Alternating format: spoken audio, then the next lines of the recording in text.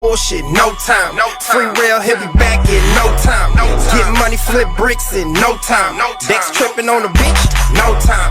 Amount of time I got for bullshit, no time. Free rail, he'll be back in no time. Get money, flip bricks in no time. Dex tripping on the bitch, no time. Get money, get dollars, bruh. Scrooge McDuck, bang, don't misuse your luck. Fuck the income, I do it for the outcome. I'm in it for the long run. Think about it, then hit the weed and think about it. Like Gutter say, nigga, we gon' see about it. My nigga just got hit, I'm waiting on the word. I pray to God he pulled through for the family sake. What's up? What's up? What's poppin'? Hey yo, it's NateDoggSac916 coming at you live from Sacramento. Hey, y'all know what to do, man. Hit that like, that subscribe, and that notification bell. And if you want to keep catching this fire content, hit all on that notification bell so you get every time I post, man. And go down in the comments and let me know what you want to see. Any comments you might have about the video you just watched, let me know. And you can always hit me on Instagram at Nate.Dog916. So now, let's get into it. These niggas put lighters down. Yeah. Baby, baby, come get these lighters. This shit unbelievable over here. BAYLOC and them throw lighters down like it ain't shit. Yeah, they use torches, nigga. They don't use lighters. It's crazy. But what's up, bro? Niggas smoke so much weed, they can't use. It's a waste of time to keep a lighter. Man. But hey, yo, let me hit the intro real quick. I'm gonna hit the intro and then we go get into it, man. Does the mic work? Yeah, the mic working perfect. I got the. I ain't gonna turn it off. You keep bringing up shit. I got the blue podcast. Why oh yeah, that's working good. I can hear it clear when you moved it. Yeah, that's working good. Oh, you hear this? Yeah. Oh damn, you done dropped the blunt. All right, look, I'm gonna go ahead and do the intro while you doing that. Go ahead, bro. What's up? What's popping, man? It's NateDoggSac916 coming at you live from Sacramento, man. Y'all know what it is, man. Hit that like, that subscribe, and that notification bell if you want to keep catching this fire content. If you got something to say, go in the comments, let me know about it, or go on IG at Nate.Dog916 and let me know about it in the DM, and I'm gonna get back at you. But today, oh yeah, we got a fire one for you, man. I ain't even gonna hold you too much longer, man. Let's go ahead and introduce it, man. What they call you? Where you from, homie?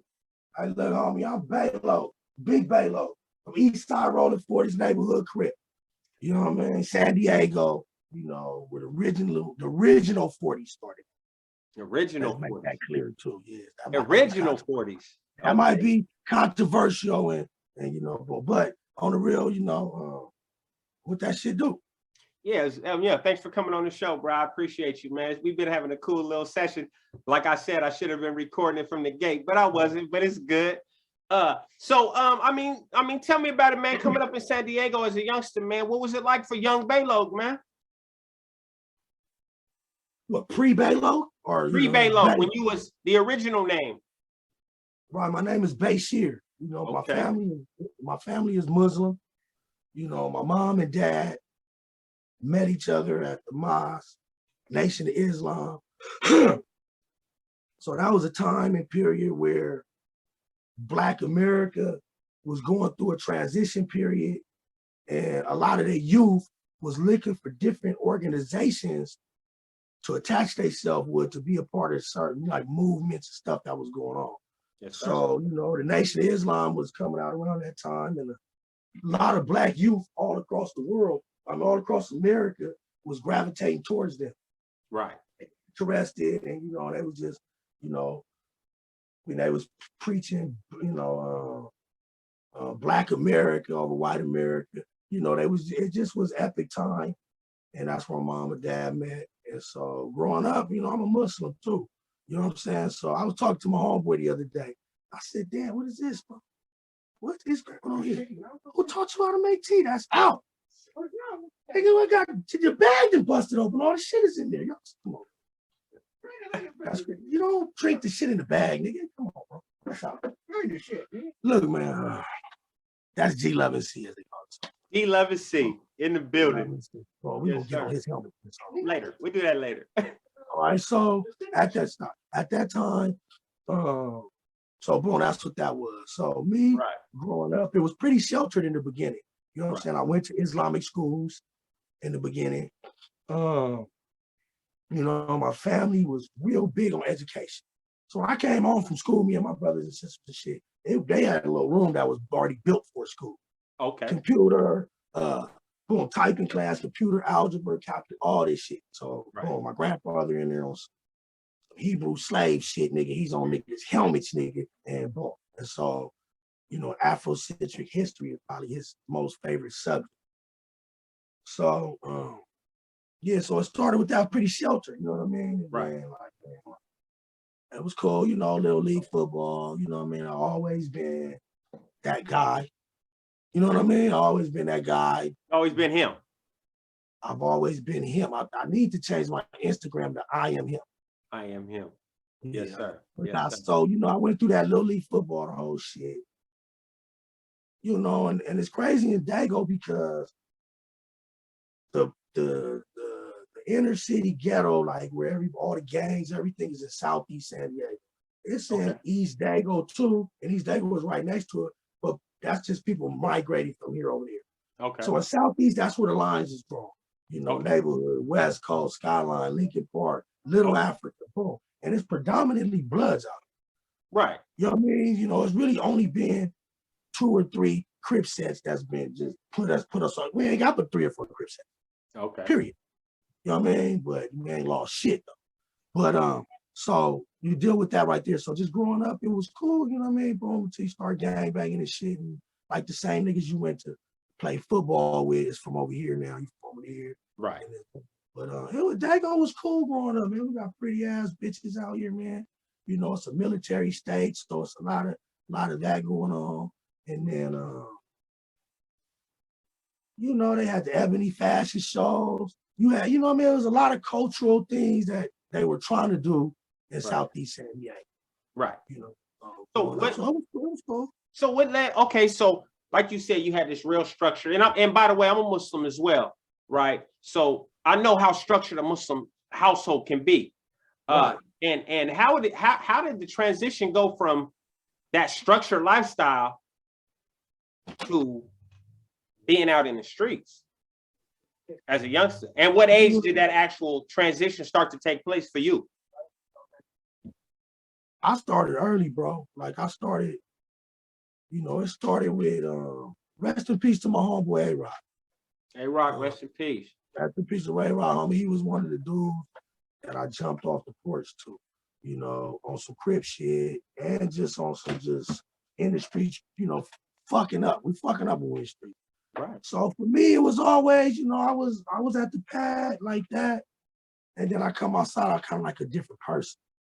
You feel what I'm saying? So even before the gangbang and all that, we was breaking into schools. You know what I'm saying? We was going to other schools, stealing bikes, you know, so the criminal shit been since about 10, 11. Right. I caught my first case at 11. Ooh, stolen bike. My career started here. You know what I'm saying? So, you know, I'm straight A student. They never got a B in my life. Ooh, good shit. So I'm just saying though. So that contrast is deep. So that led to eventually you was already, like you said, from 10, you was already on some criminal shit. Breaking in cars. Right. You know what I'm saying? Breaking in houses. Taking whatever you can see to take. Taking the cans out the Asians' motherfucking yard, going to go put sand in them and cash them in. We was bad motherfuckers on our bicycles. We jump on pegs, and boom, all the homies we get to have about 7, 8 bikes, and niggas jump on pegs, handlebars and pegs. Yes. But nigga, you not driving back on this bike with me, though, nigga. Right. Yeah, you want to get on best way you can, type shit. So yeah. So eventually the regular criminal stuff, let's say regular, because I was a badass little youngster too. So let's say the regular juvenile stuff turned into you eventually, I don't know, either getting put on or matriculating on to the hood. Right. And for those of y'all who watching, for those of y'all who are watching, excuse me one second, that don't know what matriculate mean, I mean growing into the hood. Some people grow into their hood, some people get put on their hood. There's levels to this shit. But I grew in. I'm you know, some niggas, I call some niggas walk-ons. I don't, you know, that don't take away from your participation in who you are. But then again, you kind of really research a lot of motherfuckers who were told and shit like that. Like they was from Louisiana, you know what I mean? Came around with a mustache and a beard already. Yeah. That's out, nigga. I'm born and raised. So the put on part is just the trials and tribulations to when I started cripping. Ain't no put on, but you know what I mean? Motherfuckers was grooming me, and you know what I mean, nigga. You know, he got all that blue on, he gonna be hard on me, but you know, we walk fast, I was going to the store, shit like that. So it just was a natural process. I come from a closed net community. We were one of the smaller turfs in Dago. Okay. But we are the ones out there that nobody wanted with. So we're 300. It's not to bring up somebody else, but is Hoodie Hood from your hood? Hoodie Hood from my turf. That's my little homeboy. Shout out to Hoodie Hood. What he doing right now? Yeah, big shout out. He doing his stuff. Love what he's doing. Watching him. I watch him every day. Yes, sir. I fuck with bro on a regular. Do you? Okay, that's what's up, man. I like to see him flourishing because we got hot ass rappers and shit for the turf. Yeah. You know what I mean? We got niggas that, fuck shit up in this game. And so I'm glad to see that's also translating it on the podcast thing with the success of Hoodie Hood. Yeah, absolutely. Absolutely. So y'all go check my boy out, Hoodie Hood, man. Yeah, definitely. You guys know, if you guys already a subscriber, you know I done already put y'all on, bruh. But here you go, another shout out to Hoodie Hood. Make sure you go tap in on YouTube, Hoodie Hood. I've been trying to get him on, he know how to rap and shit, right? We be rapping on the homie shit, his roadie. I'm like, bro, I'm gonna get a verse from you, man, and I'm like, there you go, like, but I really ain't no rapper. I'm like, we rapping with Bully, you know what I mean? But that's my guy. We try to get him on a song with me, though. We gonna press him. I'm finna press him too. Press him hard. I'm gonna press him too. BAYLOC said he need a verse. I just sent him my album. Yeah, I just sent him my album. I ain't heard nothing back from him yet. I'm finna call him as soon as we done with this interview. What's up with BAYLOC? The homie said, pull up. Stop playing. They gonna get we gonna get G Love and C to hook up the mics and stuff and get it right. Yeah, G Love C gonna get it right. Them little niggas come through here. He ain't gonna be playing none of them games. Yeah, they know you, but they gonna get on you fast though. They not gonna argue and send you through. All right, bro. I'm going in the back. He's dying to get up in it. You want me to let you get in there? No, you good, bro. I'm just saying, they ain't gonna talk to you like that, so I ain't gonna talk to you like that. I'm not gonna play that game. All right, bro. So, all right, so okay, so eventually, you went to juvenile for your first time, right? Right. What was that about? You was already cripping. I was 12. I was cripping. I was BAYLOC, boom, coming up in there. It was I'm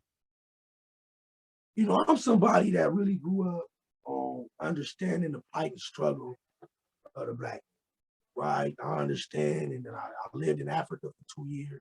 Oh shit! My grandfather took me to Africa. I lived there from 7 to 9. So what I'm saying, went to school out there. I understand Swahili. I understand the experience for the young black men growing up, like on a whole nother level. You know what I'm saying? Than most, you know what I'm saying? And so I went to prison, 20 years of prison. You know what I mean? So I've experienced some real ugly shit with it, but I've experienced some real educational shit too. Right. So going to jail was on a whole nother level mentally. Like you gotta really be strong mentally. You know what I mean? Whenever especially when you're a little kid, you go to court and they like, well, yeah, we'll bring you back to court in 30 or 45 days. Man, that was a life sentence. Yeah. To us. I mean, motherfuckers would break down right there. Bam! You know what I'm saying? And 45 days. I can say little motherfuckers is little kids, man. 11, 12, 13. And think about it. You know what I'm saying? Up against grown ass man circumstances. They was up in there starting the gang unit shit. So this is when the gang suppression unit came out. I think that was in 1988. Okay. They sent everybody letters in the mail that was like already on probation. Right. Right? Letters in the mail. Boom, we ever go to court. I see all my homies, everybody I was in the hall with. You see everybody. But we all like, what are we here for? What's going on? Everybody, I don't know. They was coming with gang conditions. You can't be on this street. You can't wear this. You can't be around these motherfuckers. You can't boo, boo, boo, boo, boo. Bam. Right. And then you start seeing motherfuckers go to jail for that. Get locked up for it. Niggas always going to YA for wearing blue shirt, coming home from school type shit. You see what I'm saying? So the shit is deep, but being locked up is just a cold mental trick, man. Right. You have to really sit down and get yourself together to come up out of those situations unscathed. Most don't. Most come with all kind of bullshit attached to their name. We heard niggas fucked on him in Nellis. We heard this from this nigga. This homie got paid. This. Everybody is not able to transition through their journey of being locked up and handling your business when you're supposed to handle your business. You see what I'm saying? Where other niggas, talk about you, niggas from other cities and shit. Like, hey man, where you from? You from Sacramento? Where you from? Oh, I'm from the car. Shaka? Whoa. Them is niggas that stood out and made impressions through their thing, homie. So, and it start with being young. And absolutely. I was a young nigga that had to step up as a leader early in the game. Right. Because a lot of because a lot of my other homeboys my age, they wasn't really able to hang with older homeboys. Right. Like my other homeboys loved me. I was their little mascot. You know what I'm saying? I had all the pretty little bitches coming over there. BAYLOC can kick. You know what I'm saying? Bam. But through that, I was getting a lot of lessons. Yeah. My homeboys was telling me what it was like in prison, telling me what it was like when you go to the hall and being from the hood. Especially you, nigga. You got all these bitches coming over here. Oh, they gonna be on your bump. Pull your chest out, whatever. You get up in there, nigga. And nigga, you go to juvenile hall, nigga. It'd be 100 domos in that motherfucker. It'd be like 2, 3 cribs. And then all the other ones, they'd be like, hey, you got about 3 homies over here. It'd be about 15 niggas, Like, what's up, guys? Oh, you under the non-affiliate. You feel me? But a lot of these cats didn't understand what they was about to go up against. Right. Come from 300. So they was whooping our ass in the sandbox, my nigga. You know what I mean? So we knew, nigga, you get up in there, them niggas deep, nigga, you run through as many, everybody wanted, you call them out, nigga. You bust niggas in the head with chairs, nigga. You stab niggas with pencils. So I had to do them things because I know that's what was our responsibility. It took for my niggas around me who didn't, know what to do in them situations. You know what I mean? See me respond and act, and I'm out the door, get on him, nigga.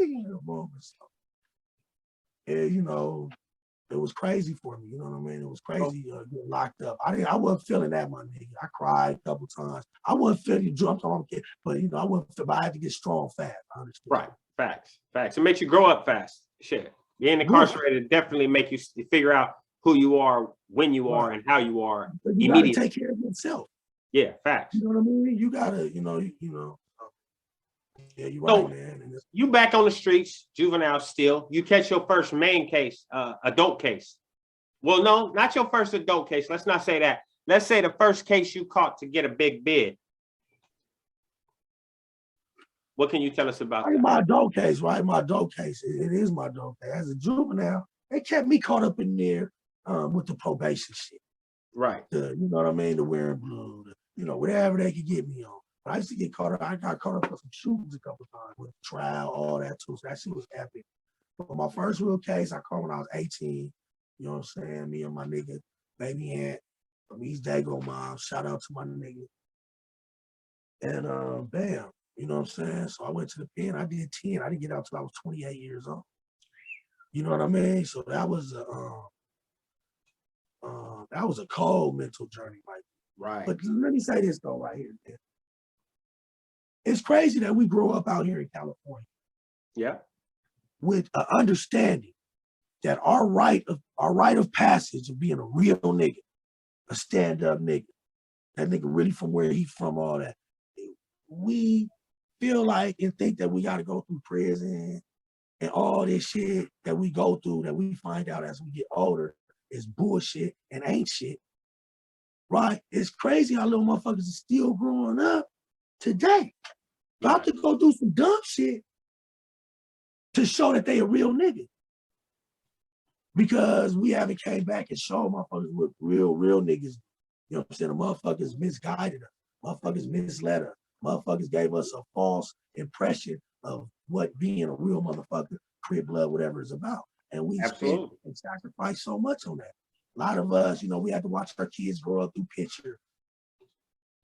You know what I mean? Come on, my nigga. You know what I'm saying, nigga? You know what I'm saying? Nigga, some beautiful relationships we had was destroyed from them places. You see what I'm saying? It's just we went through a lot, my nigga.